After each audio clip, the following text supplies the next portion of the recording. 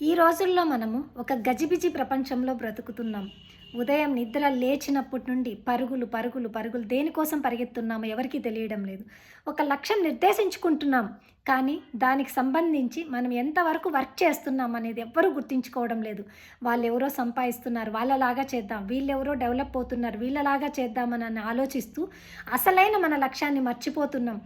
ఏదైతే నీ లక్ష్యం, నీలో ఏదైతే ప్యాషన్ ఉందో దానికోసం నువ్వు పని చేయి, దానికోసం నువ్వు పరిగెత్తు.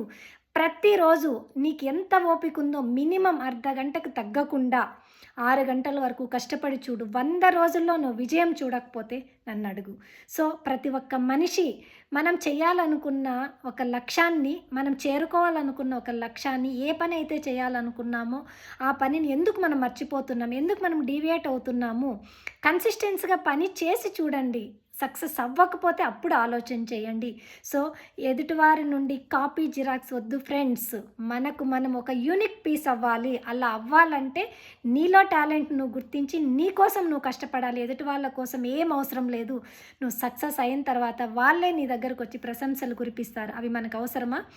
ఈ విధంగా ప్రతిరోజు అరగంట నుండి 6 గంటల వరకు కష్టపడడానికి ట్రై చేసి చూడు. అప్పుడు ప్రతి ఒక్కరూ నీ వెనకొస్తారు. Thank you.